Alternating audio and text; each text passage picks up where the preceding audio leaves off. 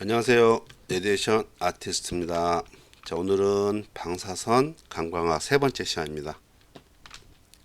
자, 앞전에 대조도에 대해서 말씀드렸는데, 자, 오늘은 좀 선해도에 대해서 말씀을 드리고자 합니다. 자, 선해도는 말 그대로 이 농도가 다른 부분의 어떤 경계선이 흐려져 있는 정도를 말합니다. 이 두 개 부분이 이렇게 겹쳐 있다면 이 겹친 부분을 확인할 수 있는 정도를 말하는 거죠. 영상의 테두리나 어떤 가장자리, 엣지나 마진 쪽에 어떤 선명하게 나타내서 이 두 개 조직을 서로 경계를 구분하게 할 수 있는 정도를 말하는 거죠. 그래서 이 선해도하고 해상력과 구별하셔야 됩니다. 자, 선해도는 말 그대로 이 경계선이 흐려져 있는 정도를 말하고 이 두 조직 간의 경계를 구분하는 정도를 말하는데, 해상력, 리졸루션은 이 서로 인접해 있는 물체 영상, 즉 두 점 사이의 거리나 어떤 그 구분할 수 있는 능력을 말하면서 또 불의 능이라고 합니다.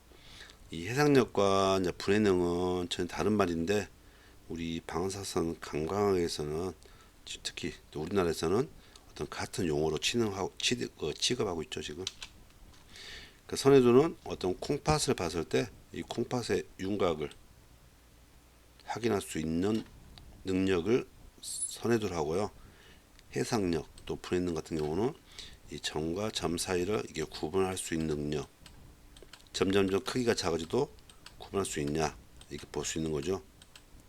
점점 크게 작아지면 결국 나중에는 이게 하나의 물체로 보일 수 있다는 거죠. 이것을 얼마만큼 작아져도 각각을 이게 분리해서 볼 수 있냐를 말하는 게 해상력입니다. 또는 분해능 이렇게 말하고 있습니다.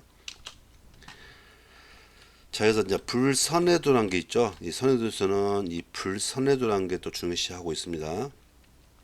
자, 영상의 대조도는 인접한 두 부분의 농도 차이를 말하죠. 하지만 선해도는 이 경계부에서 어떤 급격한 농도의 변화를 보이기 때문에 이 대조도와는 다릅니다. 뭐 대조도가 높다고 해서 선해도가 같이 높아진다, 아니면 대조도가 낮으니까 선해도는 좋아진다, 이거하고는 좀 다른 말입니다. 그 영상에서 이제 흑과 백의 차이가 보이지만 이 경계부에서 보시면, 확대해서 보면 흐려 보여요. 그래서 이 완벽하게 선회할 수는 없기 때문에 이 흐려 보이는 것을 선회하지 않다 해서 불선회도라고 합니다.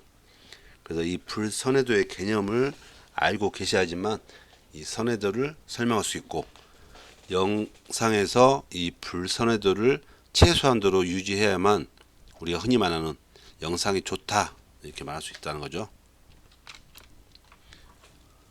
그래서 불선회도의 원인을 보면 여러 가지가 있겠죠. 그 중에서 가장 크게 말하는 것이 기하학적 불선회도인데요. 이 기하학적 불선회도, 즉 확대나 왜곡이나 어떤 이런 반응량이 생기는 기하학적 불선회도의 원인은 이 액선 속이 일자가 아니죠. 방사형 형태입니다. 그래서 뭐 필라멘트에서 타켓으로 가면 타겟에서 이렇게 일자 나가는 게 아니라 이런 방사형 형태로 나가기 때문에 어떤 확대나 왜곡이나 반응이 생기는 거죠. 그래서 또 피사체 형태나 크기, 어떤 위치에 달라서 또 달라지는 거죠. 이런 여러 요인들이 어떤 기하학적 불선회도의 원인이 될 수 있습니다. 자, 첫 번째 이제 확대에 의한 기하학적 불선회도를 보시면 이 거리죠. 필름에서 얼만큼 피사체가 떨어져 있냐에 따라서 확대율이 달라지기 때문에 이쯤에 있다 하면 이런 형태의 음영이 보이지만 필름이 떨어지니까 확대가 더 많이 되겠죠. 예, 그래서 이렇게 떨어지기 때문에 훨씬 크게 보인다는 거죠. 아니면 한 위치에 있지만 이 초점의 필름 간 거리가 멀거나 가깝게 따라서 이런 크기가 또 달라진다는 거죠. 예, 이게 확대에 의한 기하학적 불선회도이죠. 수직으로 다 입수된다 하면 상관없지만 이렇게 방사 형태로 나가기 때문에 어떤 거리 또는 위치에 따라서 또는 모양에 따라서 어떤 이 확대가 달라진다는 거죠. 자, 두 번째 애곡이죠. 예. 이런 형태의 모양을 방사 형태로 촬영하니까 이런 형태가 보여요. 하지만 똑같은 물체를 반대로 세웠어요. 하지만 이건 또 동그랗게 보인다는 거죠, 이렇게. 그래서 이 방사 형태에 의해서 어떤 사물 또는 물체의 어떤 원래의 형상과는 달리 어떤 왜곡이 생긴다는 거죠. 그래서 이 기하학적 불선에도 확대 왜곡을 말씀드렸습니다. 자, 다음은 세 번째 기하학적 불선으로 반응형이다. 반응형. 이 초점의 크기에 따라서 자, 이렇게 나온 것이 하나 반대로 나오니까 이런 반응형의 형태가 보인다는 거죠. 예, 이렇게 보이죠. 또 이 타켓의 각도에 의해서 이 반응형의 크기도 어떤 한 위치에 따라 각각 다르다는 거죠. 똑같지 않죠. 예, 그래서 이 반응형 어떤 그림자 할 수 있겠죠. 다음 이제 흡수입니다. 흡수. 자, 이런 형태는 이 산속과 일치하기 때문에 흡수가 거의 일치합니다. 하지만 역으로 뒀을 때는 이 부분과 이 부분은 전혀 다른 흡수 차이를 보인다는 거죠. 예. 또는 이거 원형일 때도 마찬가지 이런 부분들은 중심과 다르게 흡수의 차이가 나타나는 거죠. 그래서 이 또는 흡수에 의한 불선회도 보인다는 거죠. 그 다음에 운동에 의한 불선회도. 자, 조사 시간이 길면 길수록 당연히 움직임이 커지겠죠. 호흡도 마찬가지고. 예. 그러다 보니까 불선회도가 나타난다는 거죠. 운동. 이 운동은 결국은 조사 시간에 관여될 수 있죠. 그다음에 요즘 거의 이제 증감지 사용하지 않기 때문에 증감지에 의한 불선회도 있지만 이 증감지에 의한 차이는 뭐냐면 이 고감도하고 저감도가 있습니다. 예. 그래서 이 저감도 같은 경우는 어떤 손속이 이렇게 맞지만 어떤 고감도는 증감지에 있는 형광 물질의 크기에 따라서 이렇게 선수에 들어왔을 때 이 부분과 이 부분의 발광하는 정도가 또 다르다는 거죠. 그래서 이 증감지에 의한, 즉 증감지의 두께에 의한 또는 증감지의 형광체의 크기에 의한 어떤 증감지에 의해서 불선회도가 나타나고 있다는 거죠. 자, 다음은 노출 관용도. 관용도. 예. 관용도는 이 명암의 범위라고 했죠. 스케일 말씀드렸습니다. 그래서 엑셀의 흑화도를 정확하게 나타낼 수 있는 이 노출 관용도 또는 노광 관용도 또는 노광력이라고 말하는데요. 이 노출 관용도는 진단에 유효한 사진 농도 범위인 최대와 최소를 나타내는 값입니다. 그래서 이 관용도는 이 관전압을 변화시켜서 나타납니다. 그래서 이 관전압은 대조도도 만들어내지만 대조도하고는 어떤 반대 역할을 하겠죠. 관용도와 대조도는요. 그래서 높은 관전압을 사용하면 노출 관용도는 넓어지지만 대조도의 차이는 낮아진다겠죠. 반대로 낮은 관전압을 사용하면 노출 관용도는 넓어지고요. 좁아진다겠죠. 좁아진 대신 대조도 차이는 대조도는 올라간다겠죠. 예, 커진다겠죠. 즉 예.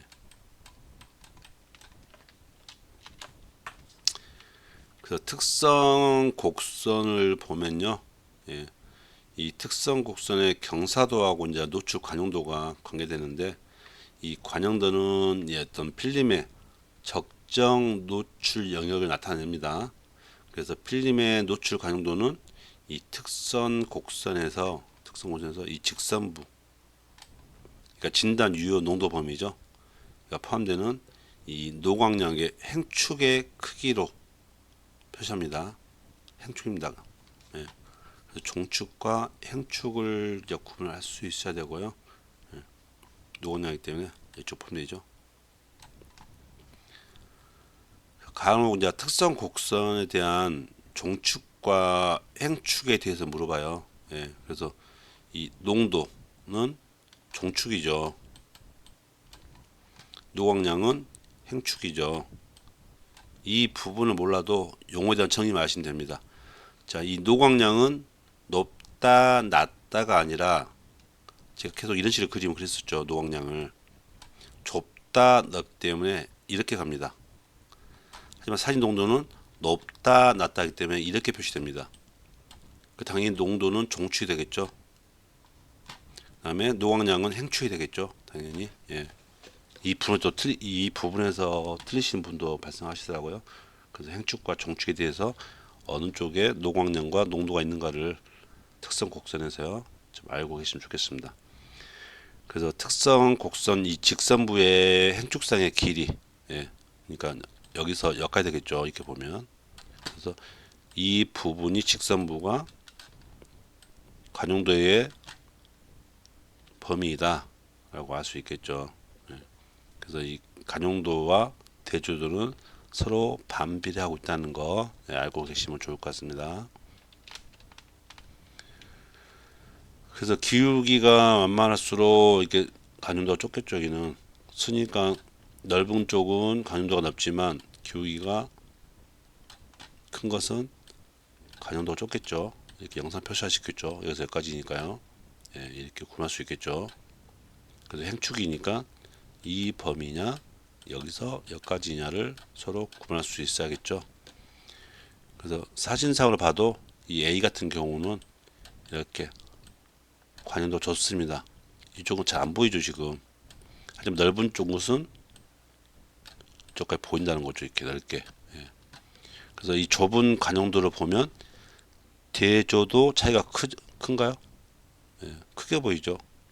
넓은 관용도는 대조 차이가 좁게 보이죠. 해석조가 있기 때문에요.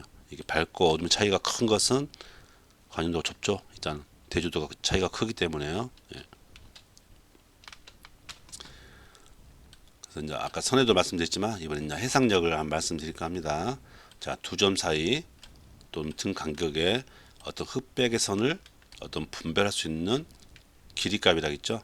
예. 그래서 뭐 해상도, 해상능, 불연의 능이라고도 하는데 이 X선 영상에서의 해상력은 어떤 대조도나 불선에도 어떤 잡음에 의존하기 때문에 서로 이게 근접해 있는 작은 피사체를 영상에 재현하는 능력을 어떤 관찰하는 것이죠. 그래서 해상력은 보통 이 밀리미터당 라인 페어, 예, 선상의 수로 나타납니다. 여기서 선상이라는 것은 똑같은 넓이의 간격에 의해서 배치된 어떤 방사선 불투과성 물질의 선을 말하면서 어떤 세밀한 밀착도를 나타내기 위해서 측정한 경우가 많습니다. 그래서 이렇게 해상력 측정 파트 MTF 파트 보면 이렇게 여러 가지 모양이 있죠. 그리고 X선 촬영에서 나타난 측정 차트가 있고요. 그래서 이 그림 A 같은 경우는 이 해상력 측정을 위한 여러 가지 차트이고요. 그림 B와 같이 격자 영상을 보면 이 격자 간격이 클 경우에는 사이가 좀 이렇게 차이가 크죠. 하나하나를識別할 수 있으나 점점 간격이 작아질수록 구분하기 어렵다는 거죠. 그래서 이 라인 페어를 몇 미리로 나누면 이 해상력 값이 나오겠죠. 예, 이 공식. 그래서 뭐 5개라면 흑선 1개하고 백선 5개가 뭐 10배 되는 것이다. 이런 식으로 나오는데요. 이 해상력 차트가 MTF 이런 게 있다는 것만 알고 계시면 될 것 같습니다. 굳이 해상력에서 이걸 구하는 공식은 크게 알지 않으셔도 될 것 같고요. 이런 차트가 있구나를 좀 알고 계시면 좋겠습니다. 한눈으로 봐도 이것은 MTF니까 이것은 해상력을 측정하는 거구나 이거 알고 계시면 될 것 같습니다.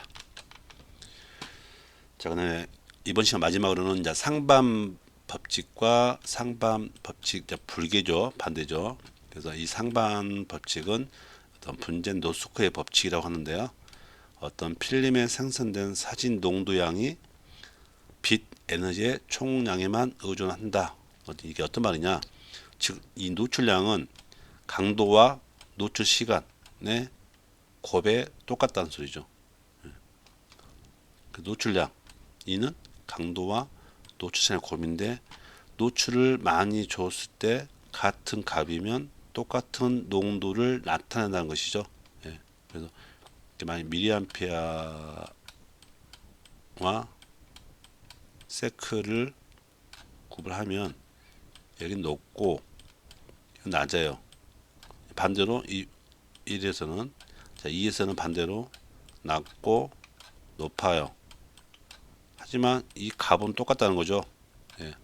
똑같으니까 노광량이 같다고 표시하는 게 상반 법칙입니다. 예. 예, 값이 같기 때문에요. 하지만 상반 법칙 불개는 미리암페하고 세크가 고방 값이 같다 하더라도 각각의 미리암페가 크고 작음 또는 세크의 길고 짧음에 따라서 달리 보인다는 거죠. 그게 상반 법칙 불개이거든요. 그래서 이 부분을 보면 이 상반 법칙 불개는 슈바르츠 실트의 법칙이라 해서 이 강도와 노출 시간의 합이 같더라도 농도값은 달리 보인다는 거죠. 왜냐하면 어떤 강강 재료에서 높은 조도나 낮은 조도에서는 이 노출량과 농도의 관계가 일정하지 않기 때문이라고 알 수 있다는 거죠. 그래서 이제 이 세크는 농도라고 했잖아요. 덴시티. 미리암페어는 샤프니스 선해도. 그다음에 관전압은 컨트라스트 대조라고 했잖아요. 그래서 당연히 세크가 긴 쪽이 사실 농도는 높다는 소리하고 같죠. 그래서 이 두 개 합이 무조건 똑같지 않다는 것은 상반 법칙 불개. 노광량이 같다 하면 상반 법칙 똑같다. 결국 농도는 이렇게 서로 표현하는 방식이 다르다는 거죠. 그래서 빛의 강도가 강한 부분의 불개를 고조도 상반 법칙 불개, 또는 빛의 강도가 약한 부분의 불개를 저조도 상반 법칙 불개. 예, 방금 이거 말씀드린 대로 노출량이 같지만 어떤 걸 더 많이 줬냐에 따라서 달라진다는 거죠. 예. 자, 오늘은 이렇게 대조도와 어떤 관용도와 어떤 상반 법칙과 상반 법칙 불개에 대해서까지 알아보았습니다. 예. 자, 오늘도 수고 많으셨습니다.